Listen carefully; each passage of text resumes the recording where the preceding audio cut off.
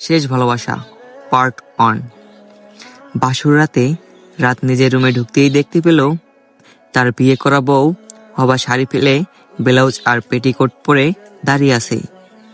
বাসর ঘরে ঢুকেই এরকম একটা দৃশ্য দেখতে পাবে রাত তার জন্য মোটেও উপস্থিত ছিল না। না চাইতেই রাতের চোখ চলে যায় অভার পেটের বাম পাশে থাকা অদ্ভুত সুন্দর টিলটার দিকে। তার চোখ আটকে যায় সেখানে।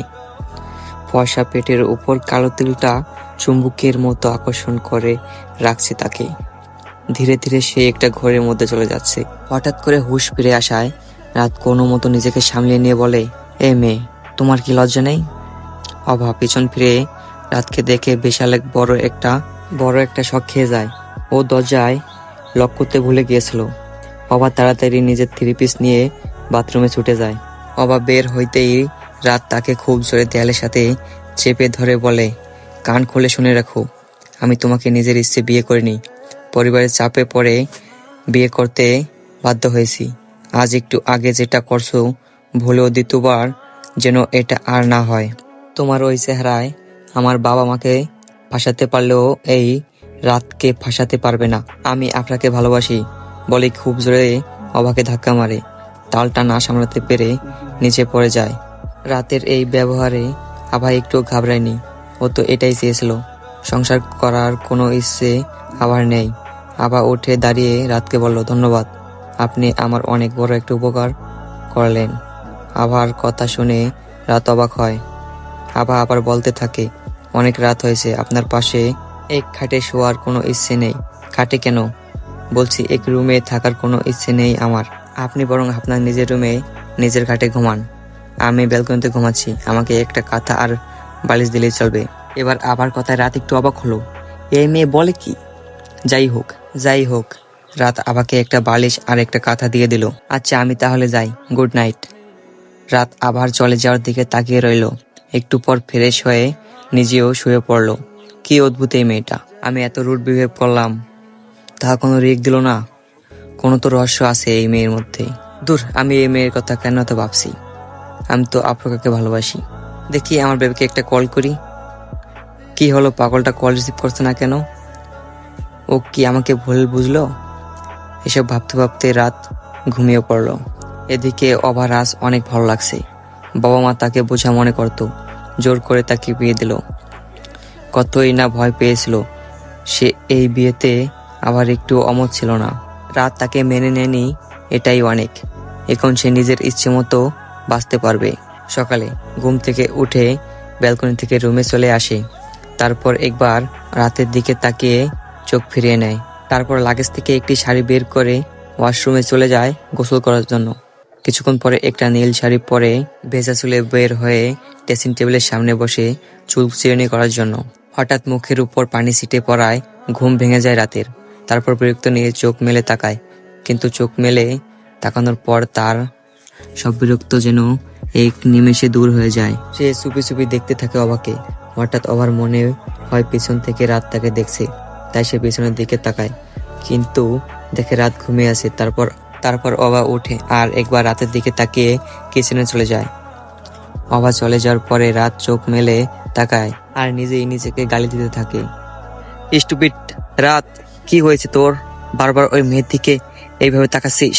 আর একটু হলে তো ধরা খেয়ে যাচ্ছিলি। তারপর রাত টয়লেট নিয়ে ওয়াশরুমে চলে যায়। আবার কিচেনে গিয়ে দেখে তার শাশুড়ি মা রান্না করছে। আবার তার কাছে গিয়ে তাকে সালাম করলো আর বলল, মা, আমি কি আপনার রান্নার কাজে হেল্প করব? না না মা, তুমি এত সকালে এখানে কেন? তো গাইস, গল্পের মাঝে তোমাদের কিছু কথা বলি। মানে আগে আমার এই চ্যানেলে যতগুলো ভিডিও দেখছো সবগুলো ছিল দীপু ভাইয়ের কাছ থেকে কপি করা। আর এই যে যে গল্পটা, এটা আমার ভয়েসে করা, মানে এই গল্পটা আমার। আর জানি তোমরা আমাকে ক্ষমা করবা না, কারণ আমি দীপু ভাইয়ের কাছ থেকে কপি করে তোমাদেরকে ভিডিও দিছি। তো ভাই, তোমাদের কাছে আমি ক্ষমা চাচ্ছি, তোমরা কেউ আমাকে ভুল বলছো না। আর এখন থেকে নিজেই গল্প দেবো নিজের ভয়েসে, তোমরা শুধু একটু পাশে থাকো। আর ভাই, তোমাদের কাছে আমি ক্ষমা প্রার্থী, প্লিজ আমাকে কেউ ভুল বলছো না। আর আজ থেকে তোমাদেরকে আরো ভালো ভালো ভিডিও দেওয়ার চেষ্টা করব। আর ভাই, আমি জানি এই ভয়েসে আপনাদের গল্প শুনতে অনেক খারাপ লাগছে, কিন্তু কি করব বলেন? এই যে আমার ফার্স্ট ভিডিও এবং ফার্স্ট গল্প, একটু মানিয়ে নেন। ভবিষ্যতে আরো ভালো দেওয়ার চেষ্টা করব। তো চলো, বেশি কথা না বলে গল্প শুরু করা যাক। আন্টি আসলে রুমে থাকতে ভালো লাগছিল না, তাই একটু আপনার কাছে হেল্প করতে এলাম। আন্টি বলছো কেন? আমি তোমার শাশুড়ি, আর শাশুড়ি তো মায়ের মতন, আমাকে তুমি মা বলে ডেকো। আচ্ছা মা, রাত্রি কি ঘুম থেকে উঠছে? জি না মা, এখনো ঘুমাচ্ছি। তুমি যাও, রাতকে ডেকে তুলো, বলো ফ্রেশ হয়ে নিচে আসতে, সবাই একসাথে ব্রেকফাস্ট করব। কিছুক্ষণের মধ্যে সবাই বউ দেখতে আসবে, তোমাকে তো আবার রেডি হতে হবে, তাড়াতাড়ি যাও। আচ্ছা মা। তারপর আবার রুমে এসে দেখে রাত ফ্রেশ হয়ে সোফায় বসে কার সাথে যেন ফোনে কথা বলছে। কারো যদি ফোনে কথা বলা শেষ হয়ে থাকে তাহলে নিচে চলে যাক, মা তাকে ব্রেকফাস্টের জন্য ডাকছে।